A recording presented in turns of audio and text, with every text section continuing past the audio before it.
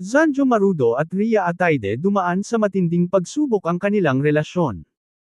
Diretsahang inamin ni Zanjo Marudo na totoong may pinagdaanan sila ng asawang si Ria Ataide, nang madamay ang kapatid nitong si Kong Arjo Ataide sa isyu ng flood control projects.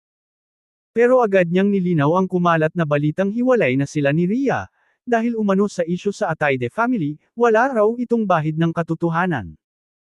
Wala na akong reaksyon sa mga ganyan. Napakadami na ng fake news na lumalabas talaga sa YouTube. Ang dami nang tumatawag sa akin. Totoo ba, totoo ba? Sabi ko, bakit yan ang libangan nyo? Tapos kasi, gusto nilang malaman, kasi para ikukwento nila sa mga kaibigan nila doon na hindi totoo. Hindi totoo. Ang paglilinaw ng kapamilya actor sa MediaCon ng Unmarry. Paliwanag naman ni Zanjo sa pinagdaanan nila ni Ria at ng kanilang pamilya, hindi naman lingid sa mga tao na may pinagdadaanan nitong mga nakaraang buwan. The best way kasi is parang support lang. Yun naman yung mga ipinangako namin sa isa't isa na, through thick and thin, nandito ako para sa iyo. Kumbaga, hindi tayo magdadalawang isip sa isa't isa, explica ni Zanjo. Hindi man sila involved ng kanyang asawa sa naturang isyo, apektado pa rin daw sila at nasaktan ang buong pamilya. Ani Zanjo, sa part namin, parang, I don't think involved naman kaming dalawa. Pero syempre, masakit. Masakit na ang mga mahal mo sa buhay ay naaapektuhan. Lahat naman ito, lilipas at magkakaroon ng magandang kapalit, at dapat malalaman din naman talaga kung ano yung nangyari, saad pa niya. Actually, we're okay now. Lahat kami, okay kami. Mas tumibay kami. Nakikita namin kung ano yung value, kung hanggang saan namin kayang, kumbaga, kapitan yung isa't isa, saad pa niya.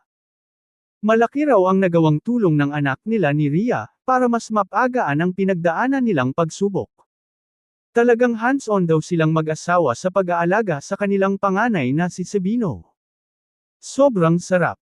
Ayokong ma-miss yung time na ito na ganitong age siya. Ang bilis eh.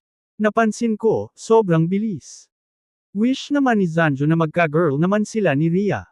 Anya, pinag-uusapan na. Sana. Next year. Sana i-bless pa rin kami. Sana, para may boy and girl. Samantala, very thankful si Zanjo na ginawa niya ang Unmarry, napakarami raw niyang natutunan sa kwento ng pelikula na pwede niyang i-apply sa kanyang married life. Yun. More on nagkaroon ako ng guideline sa paggawa ng pelikulang ito, dahil alam ko na yung pwedeng pagdaanan ng isang pamilya na medyo nagkakaproblema na maghihiwalay. Ang importante siguro sa akin na lesson ay para sa bata.